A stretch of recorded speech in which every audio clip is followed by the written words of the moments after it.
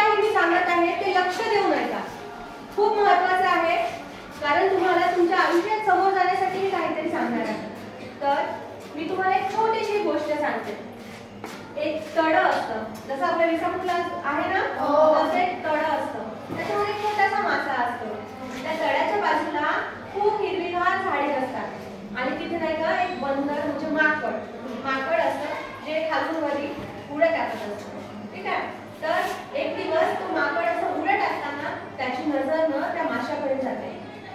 त्याला असं वाटतंय, अरे वा किती छान मासा आहे, मासा बघायला सुंदर असतो की नाही, आवडतो?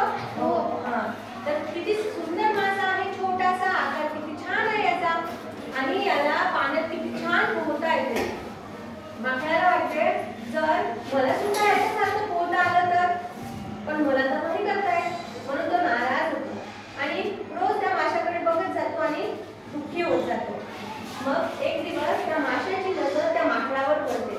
त्याला वाटते त्या माशाला की याला किती छान झाडावरून उड्या मारता येतात। बघितलं ना माकड कसा उड्या मारतो, तो कधी पडतो का?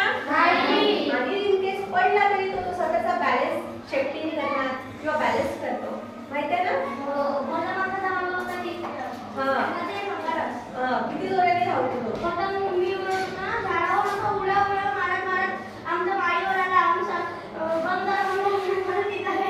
म्हणजे एका झाडावरून दुसऱ्या झाडावर तो जातो।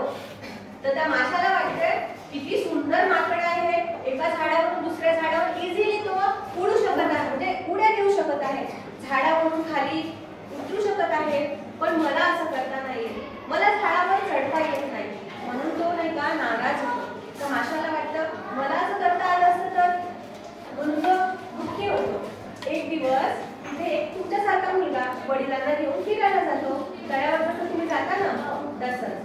मग त्या मुलाला तो मासा दिसतो, तो आपल्या वडिलांना म्हणतो, बाबा हे बघा किती छान मासा आहे, याला किती छान आकार आहे, आणि सगळ्यात महत्त्वाचं याला किती छान पोहता येते, त्या तळ्यामध्ये पाण्यामध्ये किती छान पोहता येते।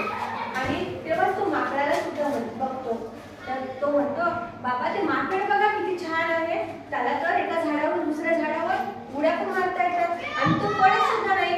देवाने या दोघांना किती छान बनवलं ना। ही गोष्ट माकड आणि मासा दोघेही ऐकतात, तेव्हा त्यांना जाणीव होते की नाही, देवाने मला पण एक छान स्किल दिली आहे, उडण्याची, झाडावर एका झाडावर दुसऱ्या झाडावर जाण्याची, आणि माशाला वाटते मला तर पोहण्याची दिली आहे, जे माकडाला नाही येत। मग तेव्हा ते दोघे खुश होतात आणि आनंदाने जगू लागतात। मग या गोष्टीतून आपण काय शिकलो, कुणाला असं सांगायचं आहे, काय शिकलो सांग बेटा। दुसरी काय करतात ते नाही बघायचं, आपण करणार ते बघायचं। व्हेरी गुड, याच्यासाठी क्लॅप झालं। या गोष्टीतून आपण हे शिकतो की दुसऱ्याकडे जे आहे ते गोष्ट मिळवण्यापेक्षा किंवा त्या गोष्टीकडे लक्ष केंद्रित करण्यापेक्षा आपल्यात काय आहे हे बघणं आणि त्यासाठी देवाला धन्यवाद द्यायचं, आणि आपल्या जे स्किल आहे, जी गोष्ट आहे त्याला आपल्याला आपल्या स्किल मध्ये कन्वर्ट करायचं आणि त्यात आनंद मानायचा। दुःखी व्हायचं नाही की दुसऱ्याकडे हे आहे ते आहे।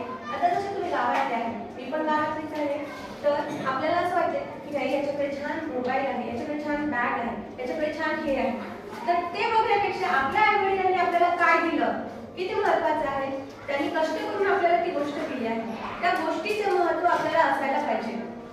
आणि आपल्या एक प्रत्येकामध्ये, म्हणजे या मुलामध्ये म्हणा, त्या मुलामध्ये म्हणा, समोरच्या शेवटच्या प्रत्येक या क्लासमध्ये प्रत्येक मुलामध्ये एक गोष्ट अशी असते की जी देवाने स्पेशली तुम्हाला दिली आहे।